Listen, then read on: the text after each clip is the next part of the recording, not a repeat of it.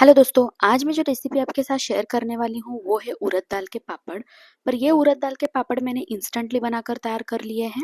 इस पापड़ को बनाने के लिए हमें बाहर से उड़द दाल को पीसने की कोई भी ज़रूरत नहीं है। आप इसे घर पर ही मिक्सी में पीस कर इस तरह से ढेर सारे पापड़ बनाकर तैयार कर सकते हैं, वो भी इंस्टेंटली। इन पापड़ को सूखने के लिए बहुत ही कम टाइम लगता है। इन पापड़ को सुखाने के लिए बिल्कुल भी धूप की ज़रूरत नहीं है। अगर आप इसे 4 से 5 घंटे के लिए फ़ैन के नीचे रख देंगे तो ये उतने ही टाइम में सूख कर तैयार हो जाती है और ये पापड़ खाने में एकदम क्रिस्पी और टेस्टी बनकर तैयार हो जाते हैं।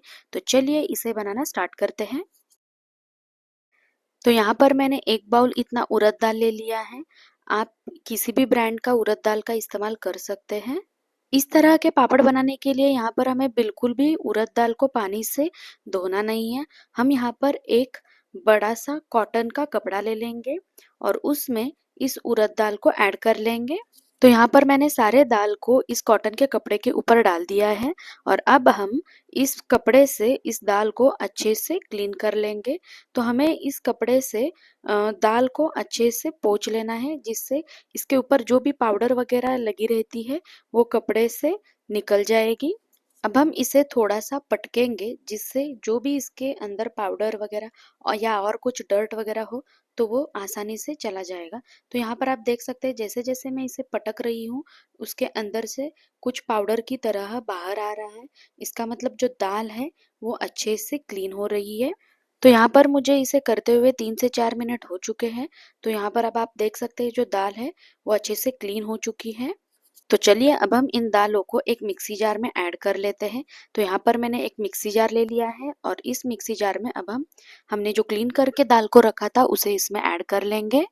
तो यहाँ पर मैंने सारे उड़द दाल को मिक्सी जार में ऐड कर लिया है। तो अब हम इसे ढक कर इसे एकदम बारीक पाउडर फॉर्म में पीस लेंगे। तो चलिए यहाँ पर मैंने इसे दाल को पीस लिया है। तो अब हम इसे चेक कर लेते हैं। तो यहाँ पर आप देख सकते हैं जो दाल है ये एकदम पाउडर फॉर्म में पीस चुकी है। हमें इसे बिल्कुल भी दरदरा नहीं पीसना है, नहीं तो जो पापड़ है वो बिल्कुल भी अच्छे नहीं बनेंगे।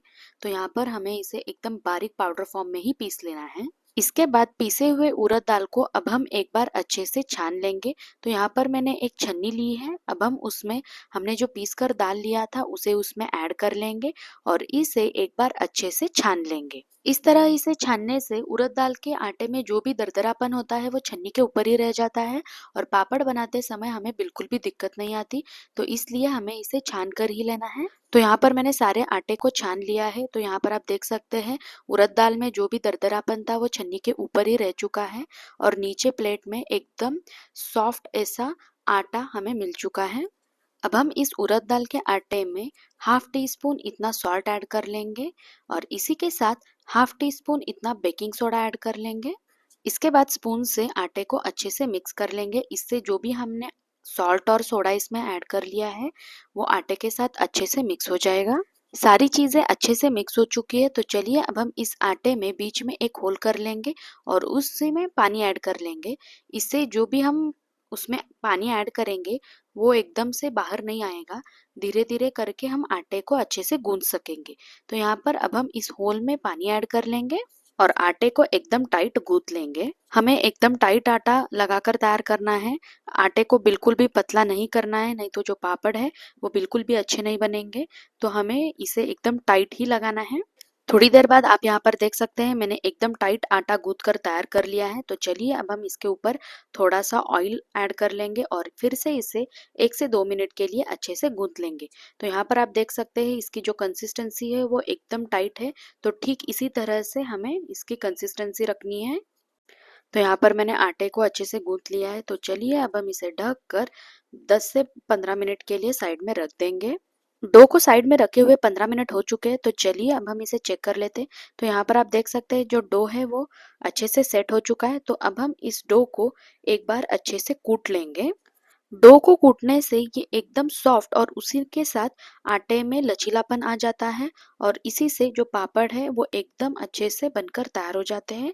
तो हमें इसे इसी तरह से 5 से 6 मिनट के लिए कूट लेना है। अब हम इस डो को फोल्ड कर लेंगे और फिर से इसे कूट लेंगे। तो हमें इसी तरह इसे नॉनस्टॉप 5 से 6 मिनट के लिए कूट लेना है।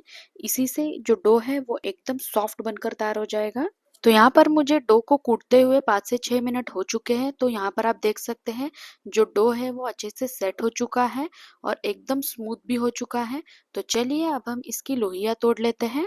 तो सबसे पहले अब हम इस डो को एक बार अच्छे से रोल कर लेंगे। तो यहाँ पर मैंने डो का रोल बनाकर तैयार कर लिया है। तो चलिए इसके बड़े बड़े पीसेस कट कर लेते हैं। तो अब आप यहाँ पर देख सकते हैं मैंने इसके इतने बड़े बड़े पीसेस कट कर लिए हैं। तो चलिए अब हम इसे राउंड शेप दे देते हैं। तो यहाँ पर हमारी जो लोई है वो एकदम राउंड शेप में बनकर तैयार हो चुकी है। तो चलिए इससे पापड़ बनाना स्टार्ट करते हैं। तो सबसे पहले अब हम एक लोई ले लेंगे और इसके ऊपर अगर आपके पास है तो उड़द दाल का आटा आप इसके ऊपर स्प्रिंकल कर सकते हैं। अगर आपके पास उड़द दाल का आटा नहीं है तो आप गेहूं के आटे का भी इस्तेमाल कर सकते हैं। तो अब हम इस लोई को एकदम पतला बेल लेंगे। आप इसे जितना पतला बेलना चाहते हैं आप उतना पतला इसे बेल लीजिए। जितना पतला आप इसे बेलेंगे जो पापड़ है वो उतने अच्छे बनकर तैयार हो जाएंगे। तो यहाँ पर इस पापड़ का आटा जो होता है वो थोड़ा सा टाइट होता है, तो इसलिए हमें इसे थोड़ा सा जोर लगाकर इसे बेलना पड़ता है। अब थोड़ी देर बाद आप यहाँ पर देख सकते हैं मैंने इस रोटी को एकदम पतला बेल लिया है।